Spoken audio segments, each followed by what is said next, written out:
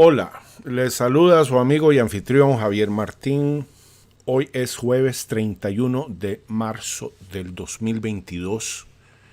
Un placer estar con ustedes y les cuento lo que pasa hoy con respecto al extraño caso de Hunter Biden aquí ahora. Súbitamente, la prensa corporativa denuncia los pestilentes negocios millonarios de Hunter Biden que se llevaron a cabo en Ucrania y China, cuando su padre, el actual presidente de Estados Unidos, Joe Biden, era vicepresidente de Obama. Estos negocios turbios son tantos y tan variados que omitiremos en esta ocasión comentarlos en aras de mantener corta la duración de este video. Aparte de que ya hemos hecho recientemente un video describiendo algunos de estos negocios fraudulentos. Sin embargo, para cuando elaboramos el video mencionado, aún no se había revelado que fue Hunter Biden quien coordinó y canalizó la transferencia de fondos para la instalación de 42 biolaboratorios secretos en Ucrania, y que muy probablemente hoy están en manos de Putin. Por tanto, debemos agregar ahora este nuevo asunto al largo historial delictivo de este curioso personaje. La historia de la portátil de Biden fue un tema absolutamente censurado por esa misma prensa que hoy publica la información como verdadera. Y el tema aparentemente no es más un motivo de censura en las redes sociales. Y es que fue una publicación del New York Post la que destapó el escándalo a pocas semanas de las elecciones del 2020.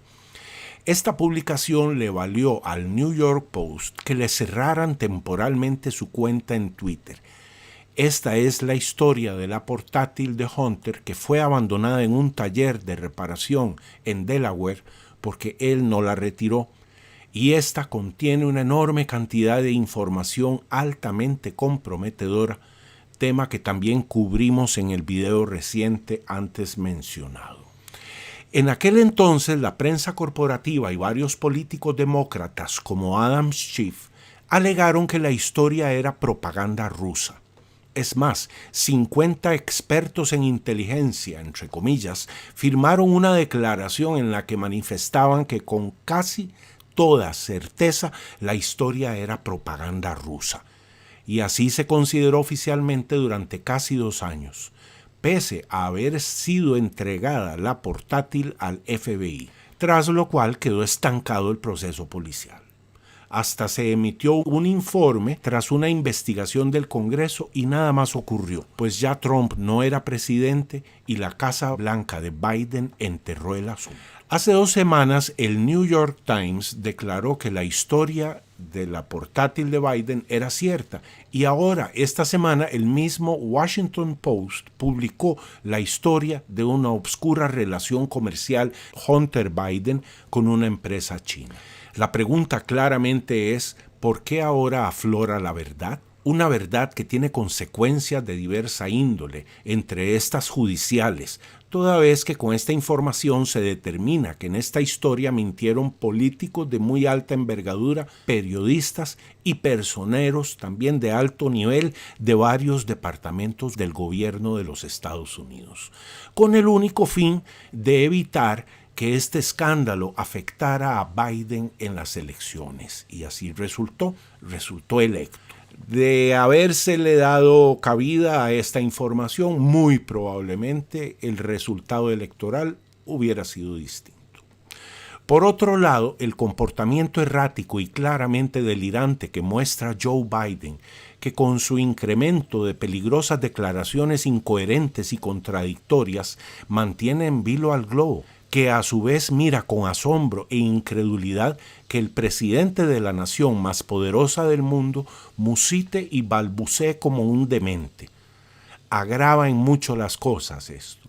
Y es que ya es muy claro que Biden es una persona con un muy serio proceso de declive cognitivo. Y para cerrar con broche de oro, todo esto ocurre en momentos en los que estamos a las puertas de una confrontación tipo Tercera Guerra Mundial, que bien podría ser además de tipo termonuclear. Surge entonces la otra pregunta. ¿Es casual toda esta dinámica político-global o es programada? Y las evidencias, más las probabilidades de que sea programado no solo son cada día más altas, sino que son descaradamente obvias. Evidentemente el establecimiento está deshaciéndose de Biden, pero surge otra pregunta entonces: ¿quién lo sustituirá en caso de ser depuesto tras la invocación de la enmienda 25, si no Kamala Harris o Pelosi? Y acá de nuevo saltan miles de temores, pues ambas mujeres obviamente son totalmente ineptas para representar adecuadamente al país más poderoso del mundo. De hecho, ambas están incapacitadas para comunicar lo más básico del lenguaje. En medio de toda esta complejidad, sale Rusia a decir que están entrando en una, entre comillas, nueva fase, cierro comillas, de su invasión a Ucrania. Mientras Zelensky declara que casi llegan a un acuerdo de cese del fuego con sendo compromiso de una Ucrania neutral y que jamás pertenecerá a la OTAN. Previamente, Putin había declarado que impondría la condición de vender su gas y petróleo en rublos únicamente para todos aquellos estados que se volvieron hostiles, y justo hoy firmó el decreto para ello.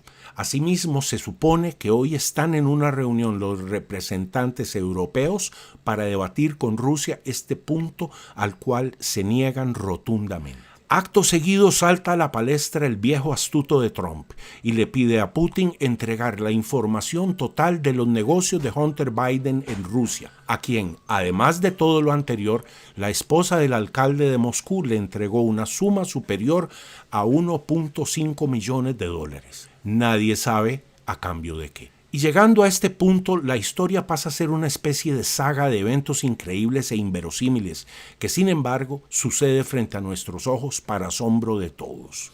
Cual epílogo en novela hiperdramática, un actor de Hollywood le pega a otro un manotazo en la entrega de los Óscares, en un acto desesperado con doble propósito. Por un lado, desviar la atención de tantos desaciertos que están ocurriendo en el gobierno de Biden, y de paso aumentar el rating de Hollywood, que ha caído al abismo en los últimos años, gracias a que los actores han hecho mucho énfasis en sus roles políticos asignados por el establecimiento, a raíz de lo cual la población, harta de tanta corrupción y ahora enfrentando al hambre, les da la espalda.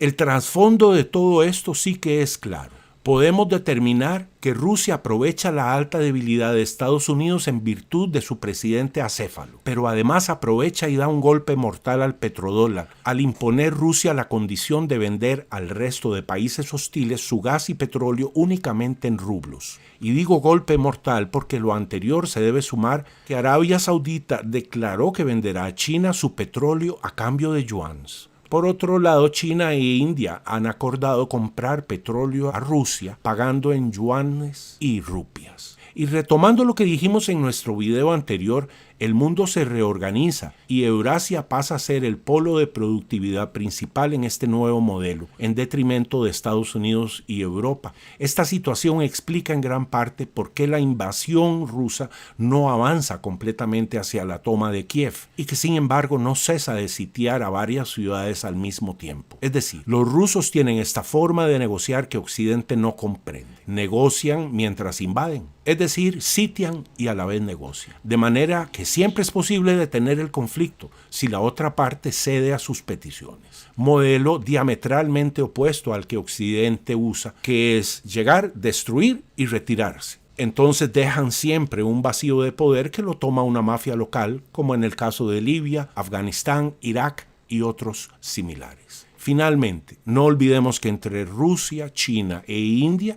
bien pueden sostenerse mutuamente aisladas de Occidente si fuera necesario. Conclusión, ya a nivel personal, me refiero a lo que nosotros como personas, como individuos, podemos hacer en esta situación tan dramática, complicada y sobre todo peligrosa para nuestro bienestar fundamental. Tenemos los siguientes consejos. Los detalles de lo que está ocurriendo es algo que entenderemos solo hasta que algún evento, por lo general muy grave, nos permita entender.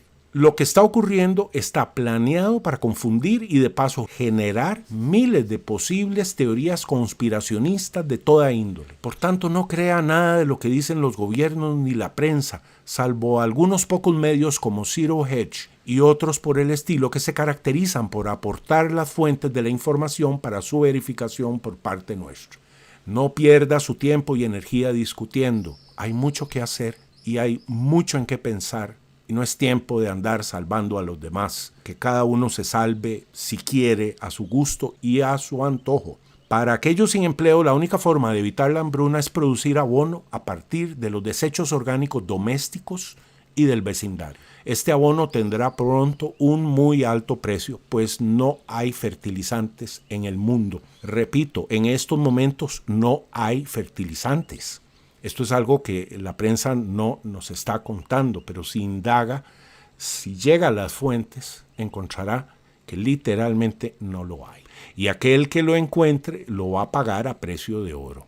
Por tanto, nos enfrentamos a una subida indiscriminada en los precios de todos los alimentos a nivel global. Les cuento, entre Rusia y Ucrania producen juntos 30% del trigo que se consume en el mundo. Al mismo tiempo, las sequías en Estados Unidos han hecho caer la producción de trigo a su nivel más bajo en los últimos 7 años. Más aún, la producción de trigo tipo durum, que es el que se utiliza para hacer las pastas, cayó el año anterior a su nivel más bajo en 100 años. Ni qué decir que las Naciones Unidas viene insistiendo desde hace varias semanas en que nos enfrentamos a una verdadera hambruna. Finalmente, para aquellos que aún cuentan con capacidad de compra, deben comprar cuanto antes Bitcoin, oro y plata. Los dejo agradeciéndoles su atención y espero verlos pronto. Nos vemos. Chao.